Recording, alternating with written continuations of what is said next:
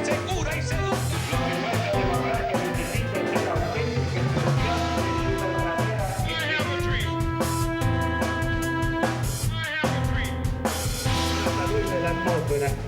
Se van a remontar a la estratosfera.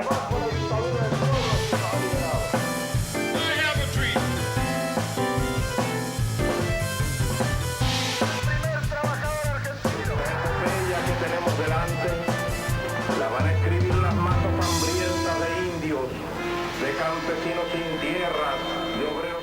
Buenas tardes, bienvenidos a esta edición número 87 de Tal Cual TV, con un tema excluyente. Hoy el bicentenario, el glorioso bicentenario, y damos las gracias, Nicolás, por lo menos de mi parte, de ser contemporáneo, ¿no? De poder vivir este hecho histórico y darle el valor que realmente tiene. Buenas tardes, Nicolás. ¿Qué tal, Jorge? Sí, realmente hemos planteado un programa que va a estar centrado precisamente desde la faz histórica y su proyección hasta nuestros días de lo que fue aquella gesta del 9 de julio de 1816. En un contexto que debemos recordar, ni era el geográfico, ni era el demográfico, con una alta incidencia en lo que hace a la sociedad de la aristocracia española, cruzada con los criollos, los indios, los esclavos, que determinaban también, obviamente, un pensamiento político. Obvio. Político que va a terminar cruzándose indudablemente con el rasgo consanguíneo que existía entre esta América del Sur y España, pero también con la fuerte incidencia que tenía Portugal, que ocupaba Brasil, y la de los mercantiles ingleses, que también recorrían nuestros ríos y llegaban hasta estas costas en búsqueda de la venta de sus mercaderías. Todo eso ha sido un contexto, ¿no?, realmente sumamente interesante para generar una eclosión, incluso hasta de divisiones, que se deberían haber plasmado en forma absoluta en el Congreso de Tucumán, pero que en definitiva termina generando la independencia. Este marco, digo, como planteo inicial para contar con el profesor Rubén Rubio, que en definitiva es el que nos va a acercar la mirada histórica de aquel momento. Y seguramente va a ser una clase magistral, así que no se la pierda. Mientras te escucho, va a describir esta especie de fotografía de la época. Me acordaba que alguna vez me dijeron, seguramente muchos de nuestros próceres hablaban con un marcado acento español. Seguro. Como los gallegos. Seguro. Seguramente ha sido así. Y también estas versiones que en la actualidad, digamos, hay mucho revisionismo, valga la explicación, que muestra otras facetas y que torna la historia de nuestro continente muy apasionante. Pero sí, y antes de comenzar con Rubén, creo que, como síntesis, comenzamos la unión del futuro país con la desunión, porque no estuvieron todos en Tucumán. Pero seguramente.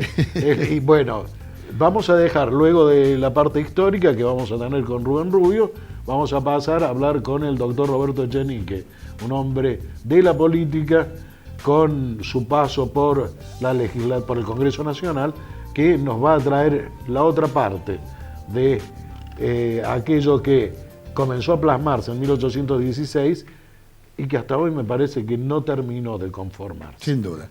Buenas tardes, Rubén, bienvenido. Muy bien, buenas tardes. Estamos ansiosos por escuchar una descripción de lo que fue la historia, de cómo comenzó, cómo se llegan aquellos habitantes del Cono Sur a concebir y a querer pretender, digamos, declarar una independencia. Sí, efectivamente. Gracias a ustedes por la invitación. En realidad, bueno, primero yo soy solamente un viejo profesor de historia, no soy especialista en el tema, pero sí poder compartir algunos hechos y poder reflexionar sobre ellos, ¿no? No hay dudas que este hecho que estamos recordando, los 200 años del 9 de julio, forma parte de un proceso de revolución mundial que se había dado ya a fines del siglo XVIII en el occidente, digamos en Europa occidental y también en América del Norte. No podemos olvidar que en 1776 se declara la independencia de Estados Unidos y luego su organización como la primera república, ya con características definitivas y organizadas, la Revolución Francesa con todo lo que va a trastocar en Europa en 1789 y por supuesto el ascenso de la burguesía desplazando lentamente a la aristocracia o a la nobleza europea. Todos estos cambios que van a transcurrir desde el 1770, por así decir, a 1830, estos 60 años, está incluida nuestra independencia, no solamente argentina, sino americana. O sea que todo lo que era el Imperio Español va a conmoverse. Y es necesario decir que para poder hablar del 9 de julio de 1816 es necesario retrotraerse algunos años atrás para que quede más claro. Es como si yo quisiera contar, de veras, la vida de ustedes, que son jóvenes de 25, 26 años. Gracias, muy amable. Sí, pero van a decir, bueno, ¿y qué sucedió de los 25 para atrás? Claro. Entonces es necesario ver algunas cosas. Si me permiten decir esto, ya en el siglo XVIII, hablamos del 1700 en adelante, una nueva dinastía estaba gobernando en España, que eran los Borbones. Y los Borbones habían intentado hacer ciertas reformas a este pesado y lento imperio español aquí en América. Indudablemente reforzaron el centralismo monárquico, lo cual ya provocó algunas protestas de ciertos americanos, a veces de algunos americanos por conveniencias económicas, en algunos casos por abuso de funcionarios españoles, especialmente sobre aborígenes. Está el caso de la sublevación de Tupac Amaru, y que va a traer, digamos, signos ya no de independencia, pero sí de un clima de malestar hacia este sistema impuesto en América que evidentemente no funcionaba. Por supuesto también los intereses... Contra el invasor, llamémosle. Claro, porque de alguna manera lo veían que los Borbones, que primero en principio era una familia francesa, venían a cambiar la política española que habían tenido durante 200 años, desde 1500 y algo, pero sobre todo también porque había una influencia indudable de comerciantes, como vos decías, Nicolás, de comerciantes portugueses e ingleses que a través del contrabando hacían notar que algunas mercaderías eran más fáciles de adquirir y a menor precio que hacerlo al precio que establecía el monopolio español.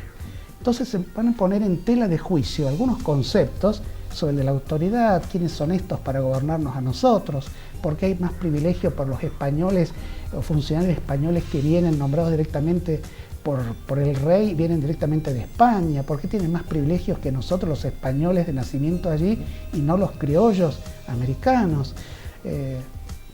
Y vaya a saber qué pensarían nuestros pobres, los criollos, los afrodescendientes. Lamentablemente a veces no tenemos registro de ello porque al no saber escribir no tenían forma de manifestarlo, pero sí lo hacían a través de payadas populares o de ciertos pequeños poemas o relatos orales, ¿no? Había un clima de descontento.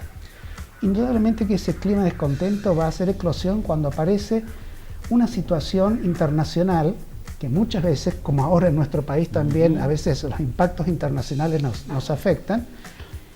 A partir del 1800, por dar una cifra redonda, hasta 1815 va a haber una figura predominante, que va a ser la de Napoleón Bonaparte. Napoleón Bonaparte, el emperador francés que asciende en una carrera militar rapidísima en Francia, pero no solamente se declara emperador de Francia, sino también va a ir, digamos, copando territorios, invadiendo otros territorios europeos, y va a poner en peligro la autoridad de los reyes de Portugal y de España. Y al querer capturar a los reyes de Portugal, de paso cañazo, invadía también España. Y eso hace que en 1808, pese a que España trataba de mantener una política de neutralidad frente a Napoleón, mientras los reyes de Portugal se escapan hacia Brasil, los reyes españoles quedan en poder de Napoleón Bonaparte. La debilidad española se manifiesta totalmente allí en el año 1808, y eso hace que el rey Fernando VII, digamos, o el príncipe heredero, renuncia a todos sus derechos y en una farsa, porque fue una farsa, se declara prisionero junto a su familia real en un palacio francés con todas las comodidades. El pueblo español se dio cuenta de esa situación y hay unas famosas pinturas de Goya, que son los famosos fusilamientos del 2 de mayo, como también de la lucha del pueblo español, digamos así, contra el invasor francés. Y eso es muy bien aprovechado por los británicos, que se dan cuenta entonces que España puede ser una buena aliada para a ver si lo pueden derrotar a este magnífico militar, que no hay duda que era un magnífico militar, Napoleón Bonaparte y su equipo de militares. Pero esto va a tener su impacto en América, porque aquí se comienzan a preguntar, ¿y quién nos gobierna ahora? Si el rey está preso, ¿quién nos gobierna ahora? Las autoridades que habían nombrado al rey antes, ¿siguen teniendo autoridad ahora? Entre ese 1808 y 1810 hay tensiones políticas. Por supuesto que como las hay en este momento también, habrá quienes decían, no, mantengamos fieles al rey de España, aunque esté prisionero, mantengamos las formas. Otros decían, no, aprovechemos y hagamos algunos cambios, son los moderados. Pero había otros que indudablemente ya comenzaban a pensar, a plantear la posibilidad, influido por algunas ideas liberales inglesas o francesas, plantear la posibilidad de una nueva nación, de un nuevo país. Quizás con una concepción no tanto como la que hoy podemos tener, porque no hay duda que el territorio que nosotros tenemos no es el de la Argentina, sino el Virreinato del Río de la Plata, que era mucho más pequeño de lo que hoy es la Argentina, pero sí que incluía la banda oriental, lo que hoy es Uruguay, claro, sur de Brasil, el Paraguay, y lo que incluía también el Alto Perú, actualmente Bolivia. O sea que en algunas cosas es más pequeño, pero en otras más amplias. Entre 1808 y 1810 se van a dar estas preguntas. ¿Quién nos gobierna ahora? Y después de las invasiones inglesas, en las cuales el pueblo de Buenos Aires demuestra que tiene fuerza como para derrotar a ejércitos, no solamente Buenos Aires se siente con esa capacidad como para gobernar lo que quedaba del Virreinato del Río de la Plata, sino que al mismo tiempo los ingleses se dan cuenta que en vez de la fuerza conviene venir más bien por el camino comercial y proponer intercambios comerciales, por supuesto que favorables para ellos, y perjudicar el debilitado monopolio español. Algunos comerciantes de Buenos Aires, tanto españoles peninsulares, pero fundamentalmente criollos, les va a interesar mucho. Pero con el agregado que a algunos del interior van a decir, ¿y qué va a pasar con nuestras mercaderías? ¿Van a comprar productos manufacturados ingleses que son más baratos por la revolución industrial inglesa? ¿Y qué va a pasar con nuestras artesanías? ¿Qué va a pasar con nuestros productos textiles de Córdoba? ¿Qué va a pasar con nuestros productos, lo que hoy llamamos las economías regionales? Claro. ¿En qué medida van a quedar afectadas por la apertura de la importación? Que va a favorecer, sí, indudablemente al puerto de Buenos Aires por la aduana, porque una gran cantidad de barcos van llegando y van pagando impuestos en la aduana, lo cual indudablemente eso es un gran beneficio para la aduana. Pero ¿quién manejaba ese dinero? ¿Y cómo se repartía ese dinero? Hoy diríamos coparticipación federal, pero... No existía, eso lo quedaba todo a Buenos Aires. No, se lo quedaba a Buenos Aires, indudablemente. Se lo quedaba a Buenos Aires porque ellos decían, si la aduana está aquí, ese dinero es de Buenos Aires. Por eso es que hacia el año 1810, cuando se tienen noticias ciertas de que España, todo el territorio español absolutamente ha caído en manos de los franceses, es aquí cuando entonces se imita, no solamente aquí en lo que hoy llamamos Argentina o en Buenos Aires, digamos, sino también en el resto de América, el caso de Caracas, en el caso de Ecuador, en Santiago de Chile también, se imita el estilo de crear, como habían hecho en España, juntas populares. Ese es el pueblo el que reacciona. No espera que las autoridades se muevan, sino que el pueblo decide reunirse en juntas. Aclaremos el concepto de pueblo. No estamos hablando nuevamente, bueno, de lo que en aquel momento hacía el pueblo llano, o que hoy diríamos los sectores populares. Realmente eran los sectores de la burguesía, que estaban interesados en una modificación política y económica. Por eso es que hacia 1810, cuando se da lo que algunos autores denominan un golpe de Estado, porque en definitiva por la presión militar del regimiento de patricios con Cornelio Saavedra y un grupo de intelectuales, desplazan al virrey Cisneros y asume una junta provisional de gobierno que, para mantener las apariencias, ellos dicen, vamos a gobernar a nombre de Fernando VII. Tal punto que un famoso presidente de la Academia Nacional de la Historia, don Ricardo Levene, sabía decir que es la máscara de Fernando, ¿no? Un poco es lo que decimos y otra cosa es lo que hacemos. Cualquier parecido con la realidad es pura coincidencia. De todos modos, dentro de la Junta se manifiestan ya, y en los primeros gobiernos se va a manifestar esta característica nuestra que es la falta de coincidencia, quizás en algunos puntos básicos, pero es muy notable los enfrentamientos entre ciertos moderados como Coronel Saavedra y gente mucho más impetuosa como Mariano Moreno.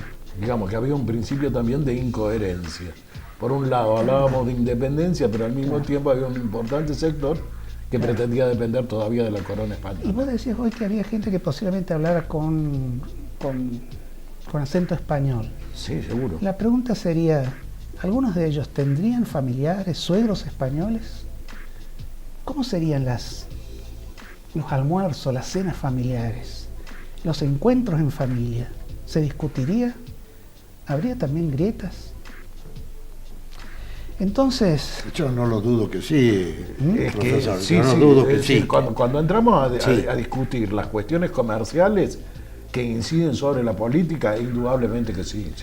Las comerciales, las ideológicas, las posiciones, se persiguió mucho a los españoles, se los llevó a contribuciones forzosas, a quitarles esclavos, realmente fueron muy perseguidos. Quienes tenían familiares españoles, ¿estaba a favor del nuevo gobierno o a favor de mi familia española, que eran mis padres o mis suegros? Entonces, algunas realidades muy dolorosas se deben haber planteado. Pero lo importante es que entre 1810 y 1812 vamos a ir pendularmente, también otra característica argentina de pasar de un extremo al otro, de empezar de gobiernos, digamos, con participación de las provincias del interior, hacia luego un mayor centralismo localizado con gente de Buenos Aires, a tal punto que Buenos Aires se siente la hermana mayor y con el derecho de nombrar gente de Buenos Aires como gobernadores de las distintas provincias del interior. Lo cual eso va a doler y chocarle a la gente del interior porque sienten que su localismo, su capacidad y su inteligencia es menoscabada por gente de Buenos Aires que, por una necesidad, según ellos, de pensamiento homogéneo para mantener la direccionalidad de la lucha contra los españoles que comienza a darse, era necesario que tener el mismo pensamiento político que la gente de Buenos Aires. El interior no lo va a entender así, lo van a entender como un atropello a lo que después con el tiempo se va a llamar las autonomías provinciales. Y surgen los caudillos provinciales. Sí, después de 1820 también, pero ya en germen ya está este problema del enfrentamiento. Entre 1810, 1813, 12, vamos a tener triunfos y derrotas. En nuestra historia patria a veces festejamos los triunfos, es como en el fútbol, después la derrota todos nos olvidamos, nadie quiere festejar la derrota, lamentablemente somos así, no festejamos nunca un subcampeonato. Y entonces hemos tenido más derrotas que triunfos, sí, seguro. Recordamos que en 1812 General Belgrano va a crear la bandera, es necesario un símbolo para que todos los soldados que de pronto ni uniforme tenían, al ver flamear ese color celeste y blanco, siguieran a esa bandera porque no lo teníamos. Pero también va a llegar en ese mismo año 1812 el general José de San Martín, un coronel, un militar, un teniente coronel muy bien formado militarmente, que se va a dar cuenta de la escasa capacidad militar de nuestras tropas y va a armar su primer regimiento de granaderos y su primer bautismo de fuego en 1813 en el combate de San Lorenzo. Y comienza ahí, diría, el verdadero proceso que antecede a este 9 de julio de 1816. Ahora, profesor, yo le propongo, está apasionante, pero tenemos que hacer una pausa. Vamos a la pausa, señor director, y continuamos con este segundo bloque.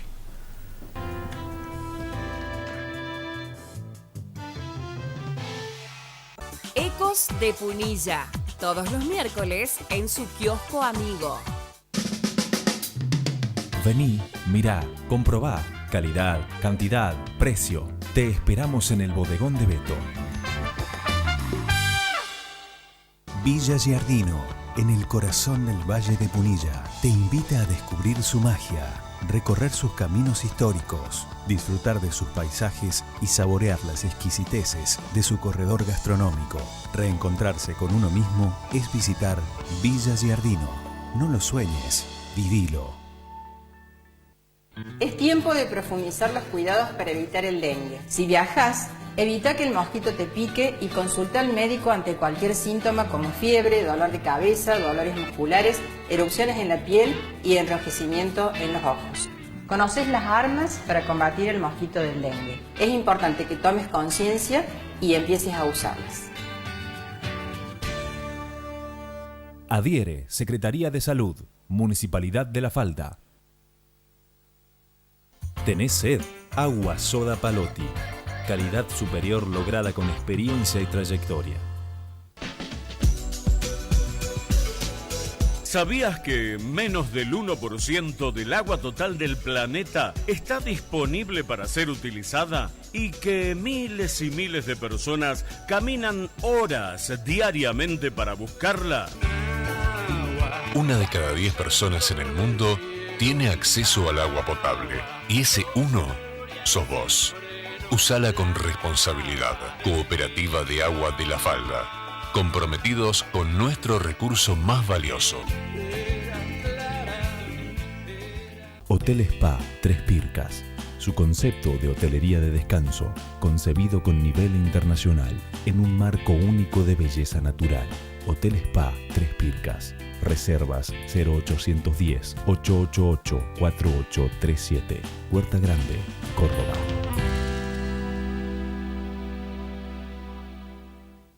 Amelio Ortiz. Autos y motos, nuevos y usados. 35 años de trayectoria. Servicio de auxilio rápido a todo el país. Autos de alquiler. Avenida España 575. La Falda, Sierras de Córdoba.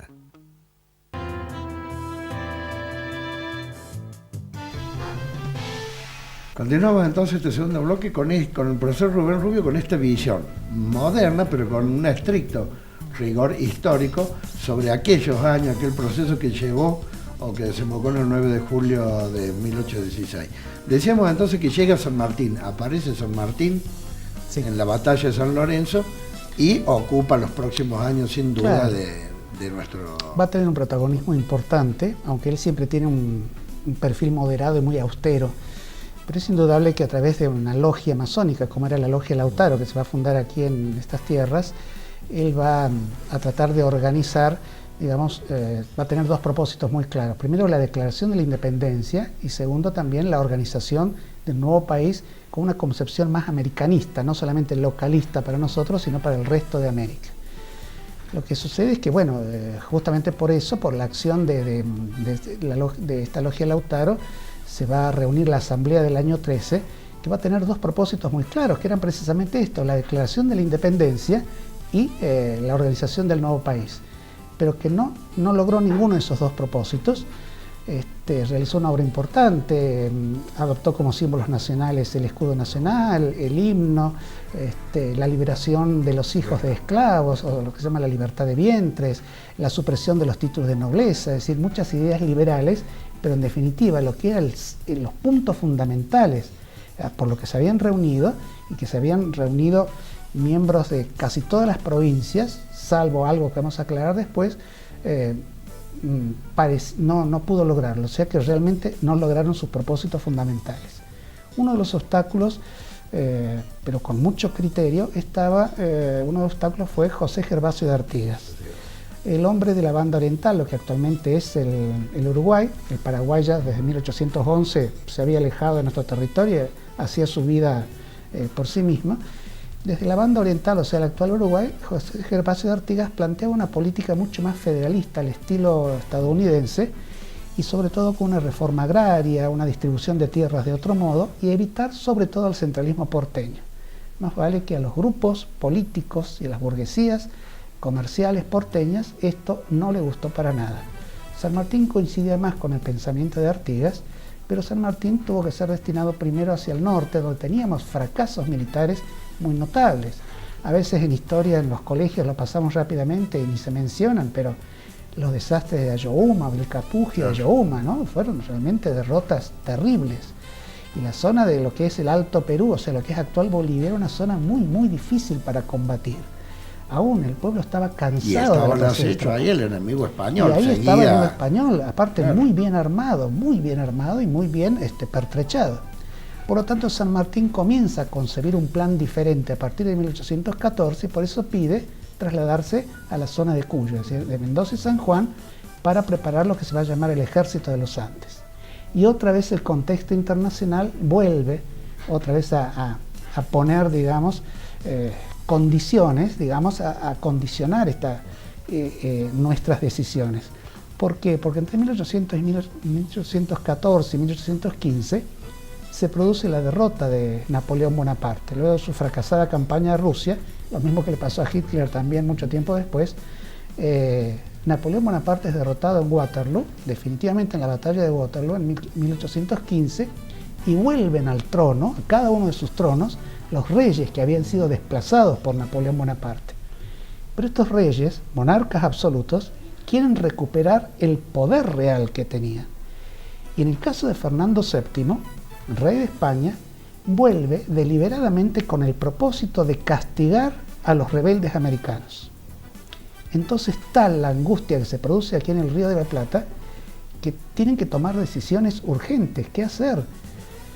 Y frente al centralismo porteño ya desgastado y ya mal visto para el interior, se toma la decisión por un muy buen hombre llamado Ignacio Álvarez Thomas de reunir un congreso lejos de Buenos Aires, y se elige la ciudad de Tucumán porque había sido una de las ciudades que había colaborado en uno de los grandes triunfos de Belgrano, que fue la batalla de Tucumán. Por eso es que un 24 de marzo, justamente un 24 de marzo, pero de 1816, comenzó el Congreso de Tucumán con la participación de algunas provincias y otras no. Las que estaban bajo la influencia de Artigas, que no creían en este Congreso porque creían que iba a ser digitado por Buenos Aires, entre ellas, por supuesto, la banda oriental, o sea, lo que es actualmente Uruguay, la provincia de Santa Fe, la provincia de Entre Ríos, la provincia de Corrientes y lo que sería actualmente Misiones, no participan del Congreso de Tucumán. Córdoba dudó porque era favorable a la política de Artigas, pero en definitiva mandó sus diputados al Congreso de Tucumán, que esta vez sí tuvo otra vez dos propósitos sumamente claros: declarar la independencia, discutir, digamos, decidir cuál era la forma de gobierno para nuestro país.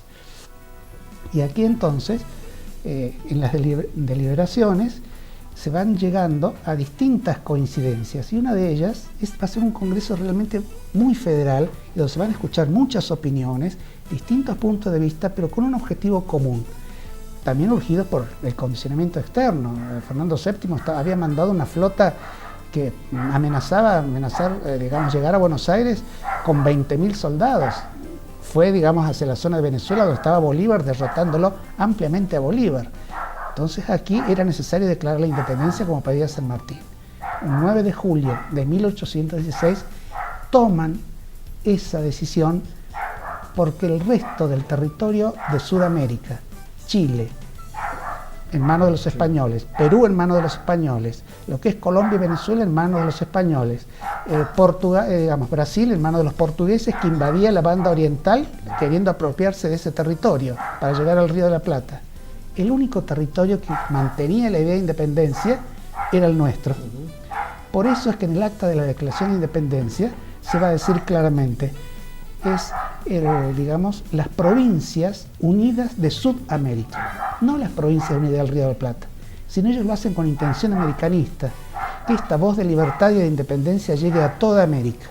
Y días después, un 21 de julio, le van a agregar, por las dudas, ser libres no solamente de Fernando VII y sus sucesores, sino de toda otra dominación extranjera. Como un presagio, como un aviso hacia el futuro, ¿no?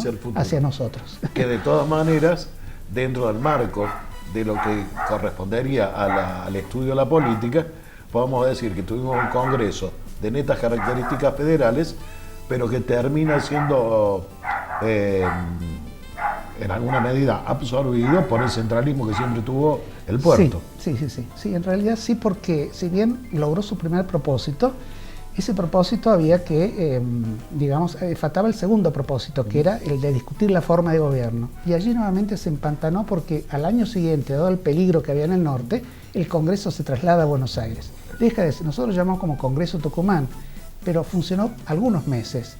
Ya para enero del 17 se traslada otra vez a Buenos Aires y otra vez el centralismo porteño. Allí se discuten formas de gobierno.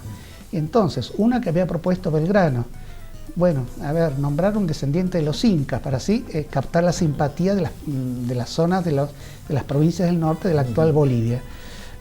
Otros decían, no, un príncipe europeo, algún desocupado, que esté por ahí un príncipe europeo desocupado que quiera gobernar estos territorios, pero a la manera constitucional, con freno constitucional al estilo inglés. Y algunos, muy pocos, planteaban la posibilidad de la república. San Martín, por ejemplo, era partidario del monarquismo, porque decía que era el único modo al que estábamos acostumbrados y al que nos íbamos a mantener unidos. Pero eso tardó 3 años de deliberaciones y una constitución de 1819 va a determinar la idea de un príncipe europeo desocupado, que en definitiva nunca llegó, pero lo más importante es que se intentó. Y la otra cosa importante es que una cosa es declarar la independencia y otra cosa es mantener y sostener esa declaración. Esa fue la obra de San Martín cuando en enero de 1817 cruza los Andes con su famoso ejército, va a triunfar en Chacabuco, en Maipú, en su abrazo famoso con el chileno O'Higgins, y luego en una campaña en el Perú va a derrotar a los españoles en Perú, pero con la ayuda de Simón Bolívar, el otro gran patriota americano, ¿no? Y por último decir que esta lucha americana termina en el año 1824, cuando en la batalla de Ayacucho, el general Antonio Sucre, lo que actualmente es en Bolivia, vence definitivamente a los españoles. Allí los españoles dan por terminada su presencia militar y se dan por derrotados. Y yo volvería a unas palabras tuyas, Nicolás. Vos decías al inicio que somos, también como decía Jorge, ¿no? Es decir, contemporáneos de este hecho histórico. Estamos viviendo los 200 años. Y que bueno, que es importante para nosotros. La pregunta sería, ¿somos herederos nosotros de este legado que nos han dejado, de esta decisión de coraje? Pero al mismo tiempo, ¿somos capaces nosotros de sostener nuestras ideas, la idea de unión nacional, de respetarnos mutuamente, de poder coincidir en puntos básicos, aunque haya disidencias, pero coincidir en puntos básicos con respeto? Porque así como nosotros estamos haciendo historia de ellos, ¿qué dirán de nosotros, nuestros nietos, dentro de 50 años? Claro, yo, Rubén, tengo como una sensación de que hemos fracasado las generaciones posteriores en la construcción de esta república. Fracasado en el buen sentido de la palabra, ¿no? Sí, de que sí. capaz que las intenciones son las mejores, pero la puesta en práctica, la hechura realmente nos cuesta muchísimo y no llegamos seguimos cometiendo errores a través del tiempo, que la experiencia indicaría que no se deben cometer. Sobre todo porque a veces no se ha incluido a todos. Por eso decía que el pueblo llano, como se decía antes, los sectores populares, como diríamos hoy, su protagonismo fue tremendo. Muchos de ellos murieron, dieron su sangre. Esa sangre que nosotros hemos heredado, ¿realmente somos merecedores? ¿Qué estamos haciendo? Y por eso lo que hagamos hoy, ¿qué pensarán nuestros nietos dentro de 50 años? Cuando el programa Tal Cual dentro de 50 años, en un estudio mucho mayor que esté conducido por los nietos de ustedes, ¿qué pensarán? ¿Qué dirán de nosotros, de la generación del Bicentenario? Bien, yo creo que estamos con muchas deudas. Creo también de que la deuda no es solo producto del hoy, sino que viene de arrastre. En realidad creo que no alcanzamos a conciliar pensamientos que debieron haberse fortalecidos previo a la globalización. Creo que la globalización ya hace que esta pérdida de fronteras vaya acortando un tanto con los nacionalismos a ultranza que en alguna medida deberíamos haber tenido como para conformar un espíritu o un pensamiento determinado como argentino. Pero bueno, estos son temas de política que vamos a tratar de hablar en el otro bloque. Que me parece muy bien. Rubén, te agradezco la presencia. No, gracias a ustedes. Bien, nosotros vamos a la pausa, ya volvemos.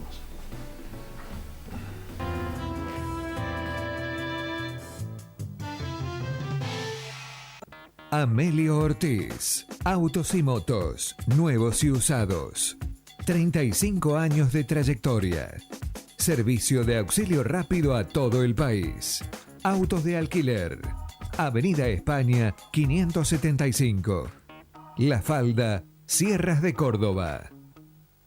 Suena Tango en La Falda. El festival en su 33ª edición. 22, 23 y 24 de julio. Llegan máximos exponentes de nuestra música ciudadana. Adriana Varela, Mora Godoy, Raúl Lavie, Luis Salinas, Javier Calamaro, Julia Senco, Rodolfo Mederos, Esteban Morgado, Maestro Osvaldo Piro y grandes consagrados del canto y el baile internacional que llegan desde Chile, Puerto Rico y Medellín, Colombia. Tango que del 16 al 24 te trae Milonga Callejera, Expo Tango, Pre La Falda, Tango Café, certamen de voces en Noche de Subsedes, Milonga Nacional. Encontrate con el tango y las ganas de bailar. Julio en La Falda, Secretaría de Turismo, Municipalidad de La Falda, auspicia Agencia Córdoba Turismo, Ministerio de Turismo de la Nación. Villa Giardino, en el corazón del Valle de Punilla, te invita a descubrir su magia, recorrer sus caminos históricos, disfrutar de sus paisajes y saborear las exquisiteces de su corredor gastronómico. Reencontrarse con uno mismo es visitar Villa Giardino. No lo sueñes, vivilo. Hotel Spa Tres Pircas. Su concepto de hotelería de descanso, concebido con nivel internacional, en un marco único de belleza natural. Hotel Spa Tres Pircas. Reservas 0810-888-4837. Huerta Grande, Córdoba.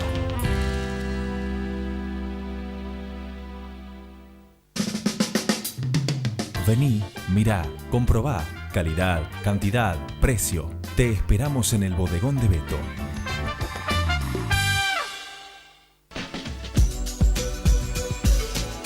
¿Sabías que menos del 1% del agua total del planeta está disponible para ser utilizada? Y que miles y miles de personas caminan horas diariamente para buscarla.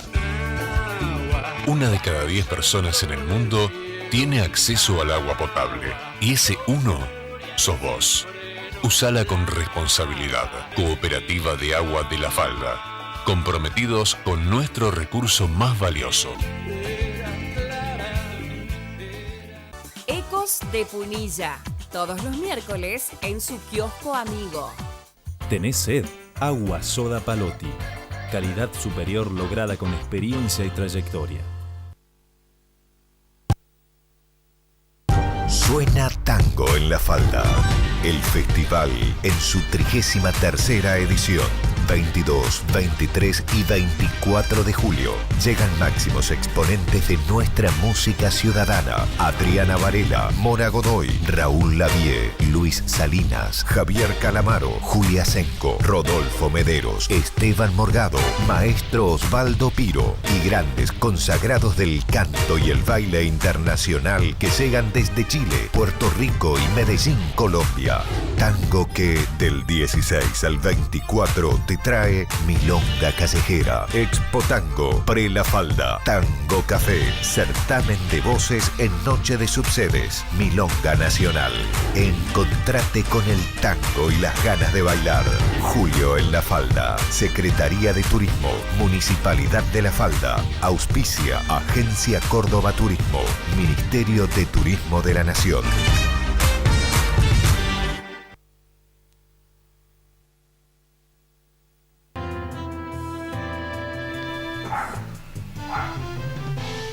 Bien, continuamos entonces con esta edición especial del Bicentenario. Y usted quedó allá, en 1824 fue el último relato de Rubén Rubio, nos salteamos estos 200 años para tratar de entender y de analizar el presente. Para eso está el doctor Roberto Echenique, quien ha sido justamente vicepresidente primero del Congreso Constituyente del año 94, que reformó la Constitución y que es lo que actualmente estamos viviendo, es la ley de leyes que nos rige actualmente. Así es. Buenas tardes, Roberto, y decimos una visión, por supuesto, mucho más libre, más abierta, un análisis. No, además, de cómo evolucionó la República. Después de la excelente exposición de Rubio, que nos ha dado una lección de política de la historia, digo yo, no de historia, sino de política de la historia, porque su interpretación de los hechos es cabal, es así, tal cual. Pero, como vos decís, Cuquín, pasaron muchos años y todavía tenemos la independencia pendiente. 1816 se hace el acta de la Declaración de la Independencia bajo la presión de San Martín. Esa es una realidad también, si no, no se hubiera declarado nunca, porque él sabía realmente que o se independizaba todo América o él no tenía ni siquiera bandera para ir a atacar a los españoles en Perú para poder acabar con el bastión importante de la fuerza realista. Pero ¿qué pasó desde entonces? Después de la batalla de Ayacucho empezaron a reconocernos las potencias. El Reino Unido, Gran Bretaña nos reconoce precisamente en 1824. España se dio por vencida en 1824, pero recién nos reconoce como nación en 1859, es decir, durante la presidencia de Sarmiento, de Derqui. Y seguimos dando tumbos. Y en 1994 se reúne un nuevo Congreso Constituyente, quizá con un propósito... Disculpa, Roberto, de la Constitución del 53... Después hubo una pequeña reforma una reforma en el 60, otra en el 66, que fue cuando se reincorpora a Buenos Aires, que con Mitre se había separado de la Confederación Argentina. Y después viene la nueva Constitución de 1949, excelente Constitución, porque es la que introduce los derechos sociales.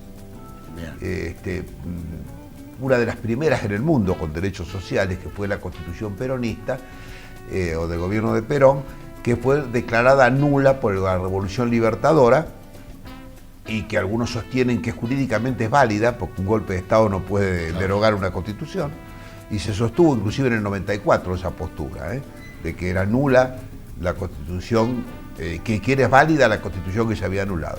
Y después viene la reforma esta, que si bien se inicia con un propósito muy pequeño, muy bastardo, que era la reelección de Menem,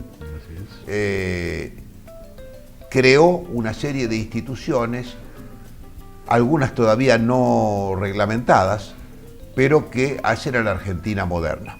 Una Argentina moderna que no es independiente.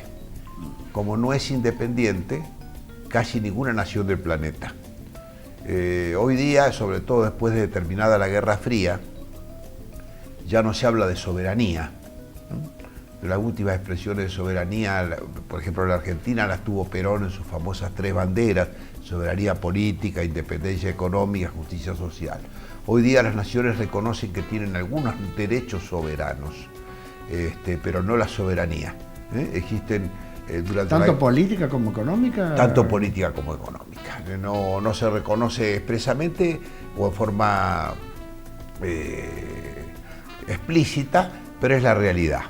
Es decir, por ejemplo, el caso concreto que hoy hablamos fuera de la Antártida.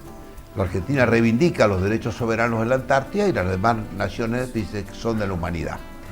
La aparición de organismos como la Sociedad de las Naciones después de la Primera Gran Guerra y las Naciones Unidas después de la Segunda Guerra, el reparto del mundo que se hacen las potencias triunfantes en la Segunda Guerra Mundial, en las reuniones de Yalta y de Potsdam. Claro. Entonces se divide en el mundo en las zonas de influencias. Y acabada la Guerra Fría, hay un solo influyente en el mundo, que es Estados Unidos de Norteamérica, que limita económica y políticamente a los estados. Algunos tratan de caracolear, pero no es así. A la larga se someten de una manera o de otra hay diversos grados de sometimiento, y entonces se va al continentalismo, como hablaba Perón, y que en cierta manera fue la visión de San Martín y de Bolívar en esos años que estaba hablando Rubio. Hablaban de Sudamérica, no hablaban ni del Río de la Plata, hablaban de Sudamérica.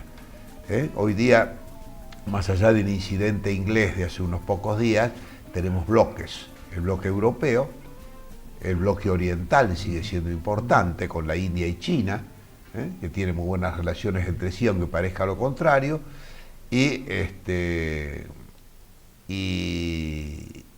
lamentablemente América dividida en 27 estados y sin posibilidad de lograr su verdadera independencia. ¿Y cómo encaja en esto? Se termina, digamos, el continentalismo y aparece la globalidad, podríamos decir, claro, ¿o todavía no? No. La globalización o globalidad tiene una serie de pro aparentes, que son las ciudadanías universales, las monedas universales, el tráfico de personas, los conocimientos, las comunicaciones.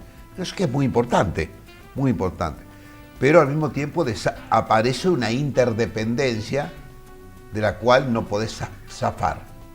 Es decir, una división internacional del trabajo en el cual la mano de obra esclavo de Oriente, que por monedas o presos directamente elaboran, en lo cual no pueden competir los estados.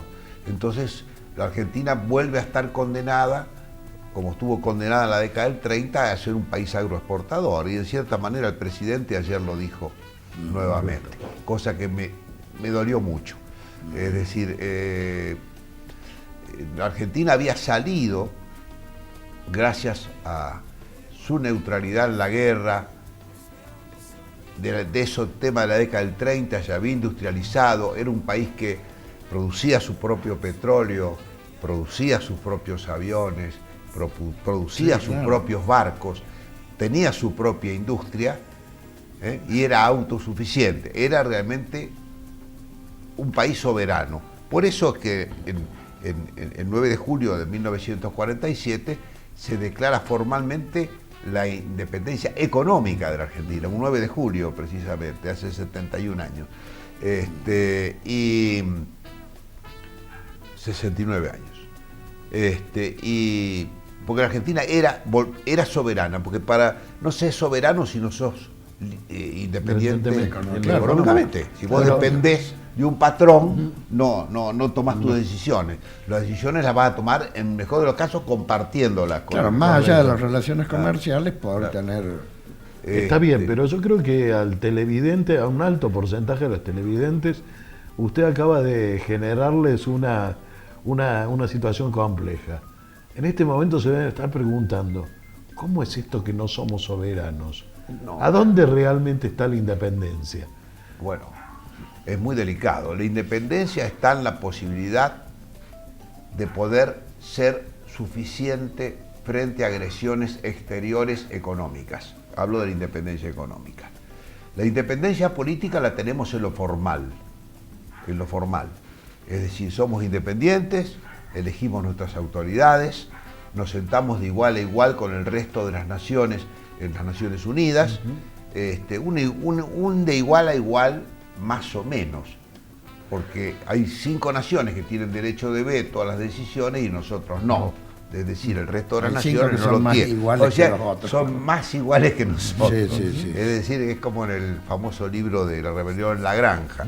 Los animales somos todos iguales, pero algunos somos más iguales que los demás, que eran los chanchos. Bueno, acá pasa lo mismo. Están los chanchos que deciden.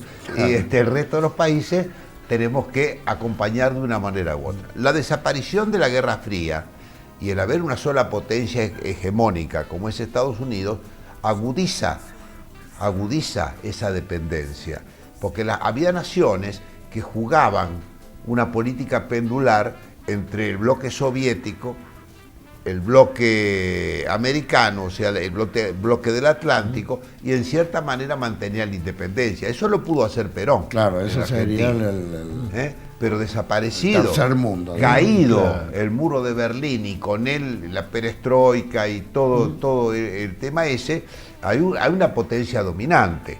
el que enfrenta a la potencia dominante es malo, aunque sea bueno. No estoy reivindicando, por cierto, a los países, a los estados locos como Irán, no los estoy reivindicando ni mucho menos. Pero quiero decir, el que no está con ellos es malo. Fue malo Japón, fueron malos los rusos y los orientales, ahora los malos son los árabes, aunque sean árabes buenos, son malos. De todas maneras, esta hegemonía planteada, que detenta Estados Unidos. Sí. Hay márgenes de independencia, los países tienen márgenes de independencia. Está bien. Nosotros tomamos nuestras propias decisiones en muchas cosas importantes. En otras nos someten, nos han sometido bajo presiones económicas, bajo presiones si nosotros hemos abandonado, por ejemplo, desarrollos importantes que tenía la Argentina en materia nuclear, en materia de robótica, en materia aérea, en cohetería, es decir, lo que se hacía acá en Falda del Carmen era una cosa muy importante, y bueno, y las presiones de las potencias dominantes o hegemónicas hace que no seas tan independiente. Pero creo de todas maneras que la independencia plena que soñaron San Martín, los hombres de 1816 y sus precursores, la vamos a lograr, porque el mundo es cambiante permanentemente, ningún imperio ha durado tanto. Roma era mucho más poderoso que los Estados Unidos en proporción, porque dominaba el mundo militarmente con sus legiones, y sin embargo desapareció, cayó. Pero yo creo además en un mensaje de San Martín, en ese mensaje de cuando América esté unida, esos famosos Estados Unidos de América del Sur o Confederación de América del Sur, ahí vamos a lograr la verdadera independencia, porque vamos a tener un bloque lo suficientemente sólido, cultural, económica, física y con tradiciones comunes, que nos va a hacer muy poderosos. Bien. Eso sería, digamos, la culminación de la independencia. La perspectiva que debiéramos guardando tener. Cada uno su identidad. Claro. Porque su identidad, su impronta, así como en nuestro país son las Provincias Unidas del Río de la Plata. Nuestra Constitución dice las provincias son anteriores a la nación. Claro.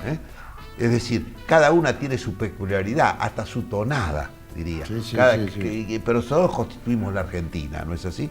Bueno, los americanos del sur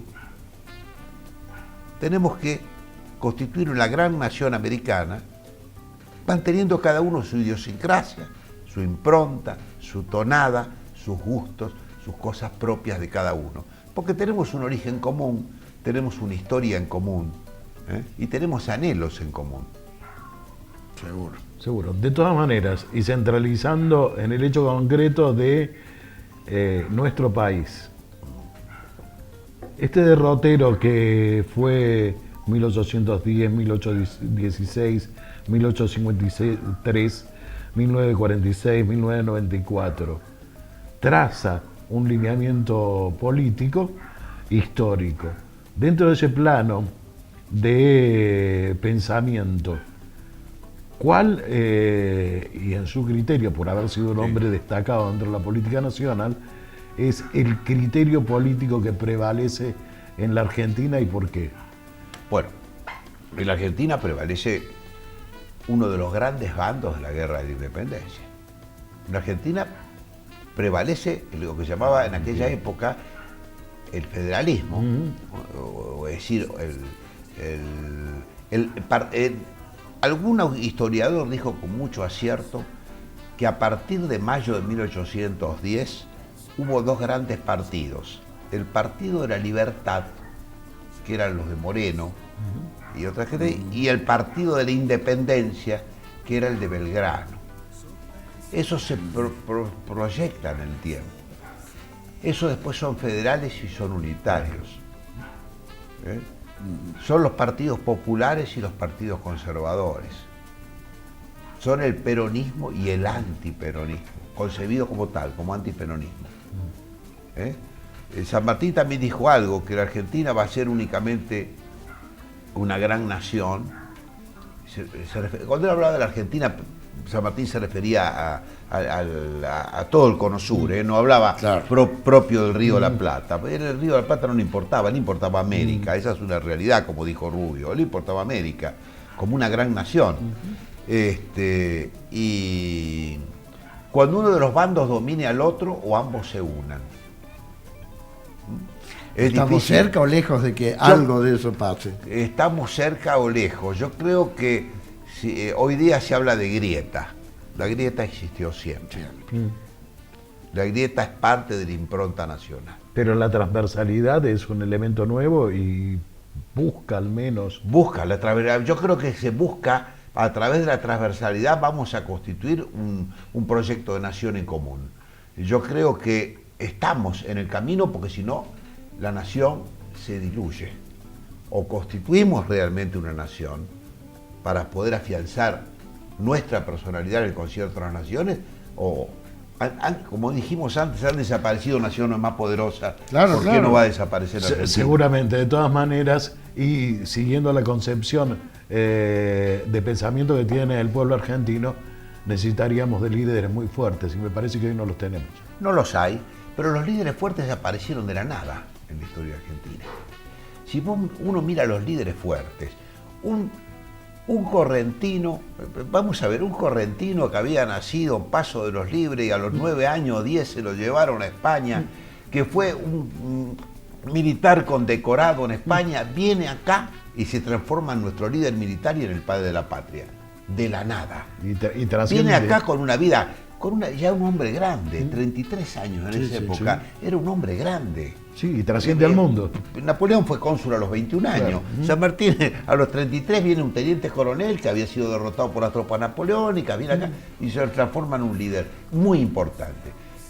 Salteemos, un estanciero de la provincia de Buenos Aires que no se había metido en las guerras de la independencia, que no había actuado en política, Juan Manuel de Rosas, se convierte en un líder que dirige el país con mano dura 20 años. Un coronel de 33 años, Roca, es presidente de la República y domina la política argentina por 30 años. Un comisario de la provincia de Buenos Aires, Hipólito Yrigoyen, llega a presidencia de la República a las primeras elecciones democráticas del país y es reelecto. Y Perón, un teniente coronel, no coronel, un teniente coronel oscuro, agregado en la embajada, a un agregado de la embajada argentina en Italia, se convierte en el jefe de la política de América y todavía sigue proyectándose porque hay estados que siguen la política de Perón.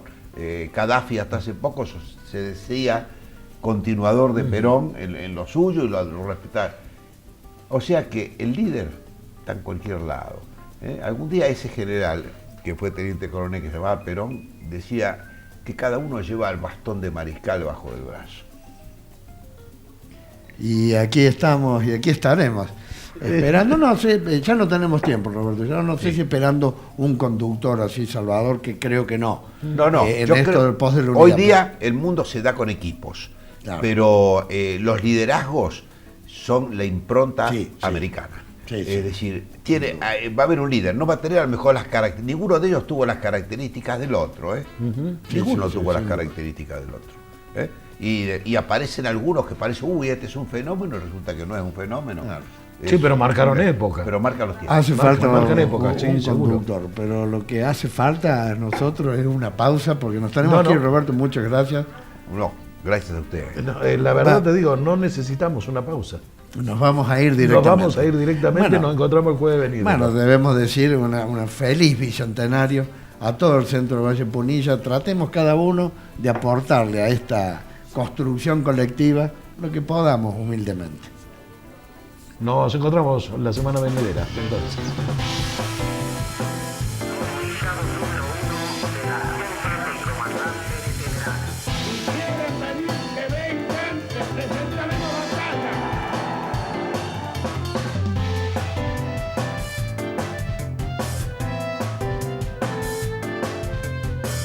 Por la democracia se come, se cura y se educa.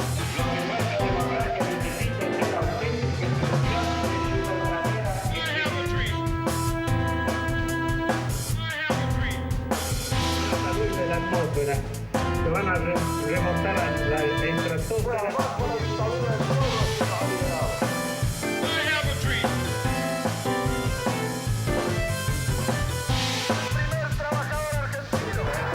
que tenemos delante la van a escribir las masas hambrientas de indios, de campesinos sin tierra.